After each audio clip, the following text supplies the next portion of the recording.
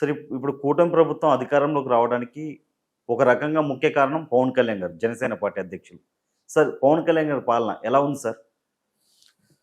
ఇప్పుడు పవన్ కళ్యాణ్ గారు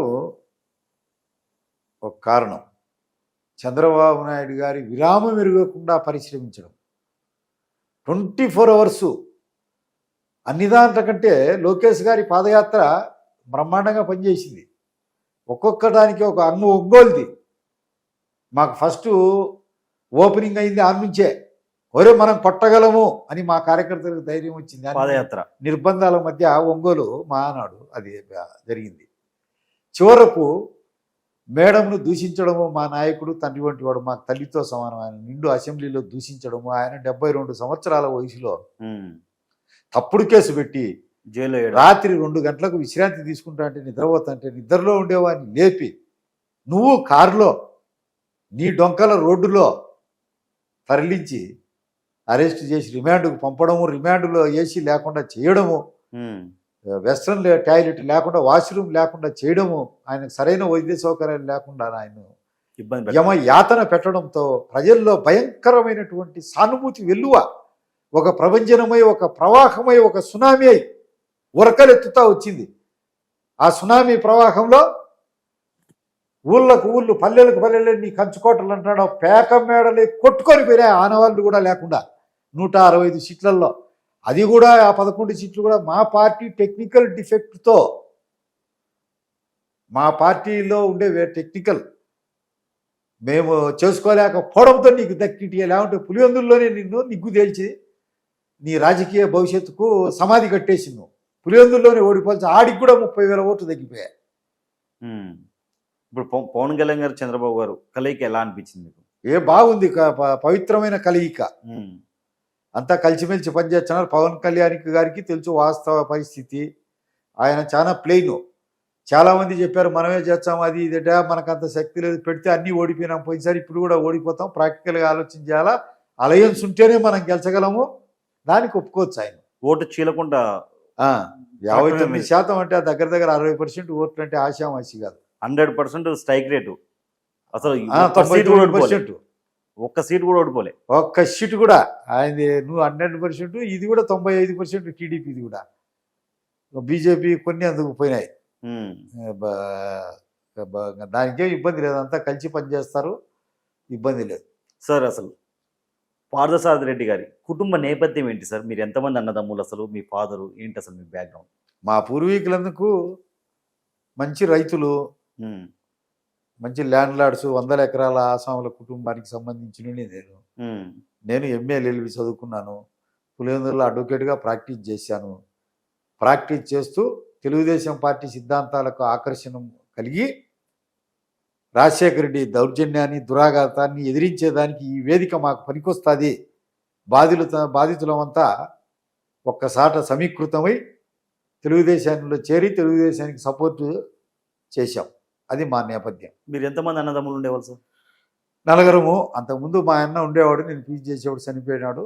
అదే రాజశేఖర రెడ్డి వాళ్ళు మా తమ్ముని చంపేశారు, రాయారెడ్డి చనిపోయినప్పుడు. 3 ఉన్నాం. అంతా లైఫ్ పూర్తి చేసుకొని వచ్చారు. మా తమ్ముడు శేషారెడ్డి, సోమశేఖర్ రెడ్డి, మా చిన్న కొడుకు రామాంజనేయ రెడ్డి, మా బావ విశ్వనాథ్ రెడ్డి, ఇంకొక ఆయన మా పేర్ల రామకృష్ణ రెడ్డిని జైల్లోనే చనిపోయినాడు. ఇంకా అమాయకులు కూడా అక్క సుధాకర్ రెడ్డి, రాయపిండి సుధాకర్ రెడ్డి, ఇటోళ్ళు కూడా పాపం వాళ్ళకి సంబంధం లేకుండా లోపల ఉన్నారు. అన్నీ అయిపోయి చేసుకొని వచ్చాం సార్. చివరిగా ఏదైతే రాజారెడ్డి గారి హత్య కేసులో మీరు ఎన్ని సంవత్సరాలు జైల్లో గడిపారు సార్? రిమాండ్ కాలంతో కలిపి సుమారు 14 సంవత్సరాలు. 14 సంవత్సరాలు జైల్లో ఉన్నారు సార్. అక్కడ ఏమైనా ఇబ్బంది పెట్టాలంటే ఏం లేవు. అవన్నీ ఇంకా జైలుకి వేసినాక ఇబ్బంది పెట్ట వాళ్ళ మీదకే కదా వచ్చేది. అంటే జైల్లో ఉన్నప్పుడు ఏమైనా కుట్రలు రాలే. పెరోలు 6 సంవత్సరాలు రాజశేఖర రెడ్డి చచ్చిపోయే వరకు మాకు పెరోలు అప్లికేషన్ తీసుకునేవాడే లేడు. ఇంకా ఏం చేస్తాడు అంతకంటే. అప్పటికే మా ఇళ్ళన్నీ కూల్చినారు, మా మైనింగ్ ఏజెన్సీలన్నీ పీకే ఇచ్చినారు, మా గన్మెన్లను తీసేసినారు. ఏం చేస్తారు, ఏముండదని కాబట్టి చేస్తాడు. ఆడికే ఎముకలు ఇచ్చేసినాడు. సార్ ఇప్పటికైనా మళ్ళీ మీ మీద దాడి జరిగే అవకాశం ఉందంటారా? దాడి జరిగే అవకాశం ఉండాది అంటే ఏదైనా అవకాశం వచ్చి ఇరికిచ్చే గనుడే జగన్. మాకు, మా కుటుంబానికి ఏమి జరిగినా ఇప్పుడే కాదు ఎప్పుడైనా అని రాజశేఖర రెడ్డి కుటుంబమే బాధ్యత వహించాలి. జగనే బాధ్యుడు. వేరే మాకు అజాత శత్రువు, ఎవడు శత్రువు అనేవాడే లేడు. చంద్రబాబు గారి సపోర్ట్ ఎలా ఉంటుంది మీకు ఇప్పుడు?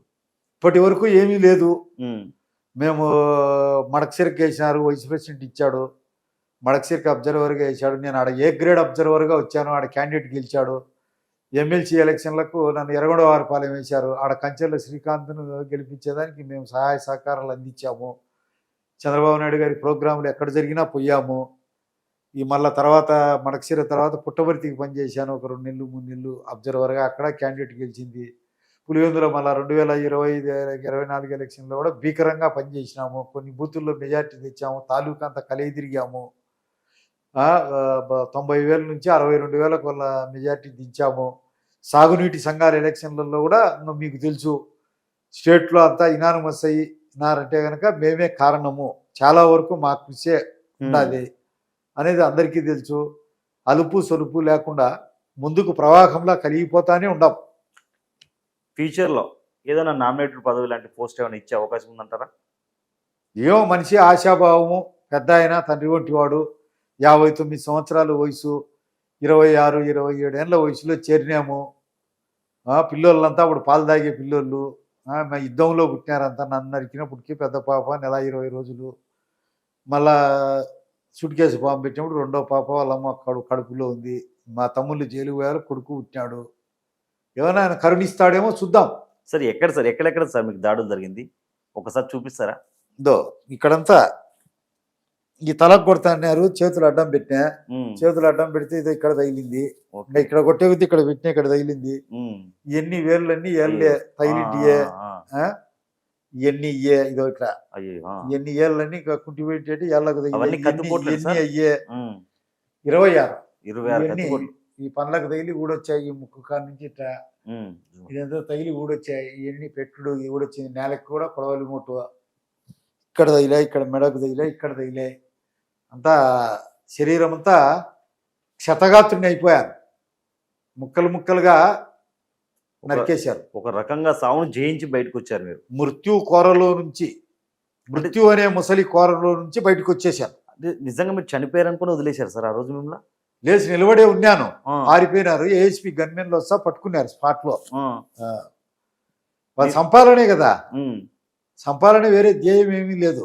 ఒక్కోసారి తాము ఒకటి తెలిచ్చే ఇంకోటి జరుగుతుంది అంటారు కదా, తన చేతిలో ఏమీ లేదని. అట్లా బయటవన్నీ. మీరు కూడా భయపడకుండా బాగానే పతిదాడి చేశారు ఆల్మోస్ట్. భయం అనేది లేదు. వాళ్ళు భయపడిచి పరిగెత్తి జింక పరిగెత్తి నుంచి తరుగుతుంటే ఎంత దూరం పరిగెయాలా, ఎక్కడికి మన ప్రయాణము, ఎక్కడ ఆగాల, ఎక్కడుంటే మనం సురక్షితంగా ఉంటాము. విపరీతంగా భయపడిచి భయం అనేదే నిఘంటు నుంచి పోయింది. భయం అనేది లేదు. భయపడితే రోజు చస్తాం.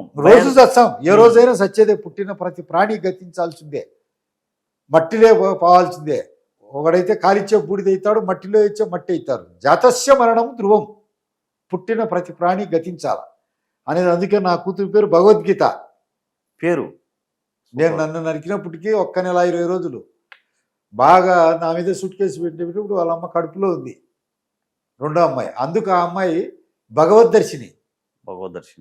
బాగా నా తమ్ముళ్ళంతా జైలుకు పోయేటప్పుడు కొడుకు పుట్టాడు. అప్పుడు ఆయన పరీక్షిత్ మహారాజు రెడ్డి, ఏమీ లేదు, మీ పని మీరు చేయండి, ఎవరి చేతుల్లో ఏమీ లేదు, జరిగేది జరక్క మాందు. సార్ అప్పట్లో ఈ రాజారెడ్డి అరాచకాలు చాలా ఎక్కువ ఉండేదంట.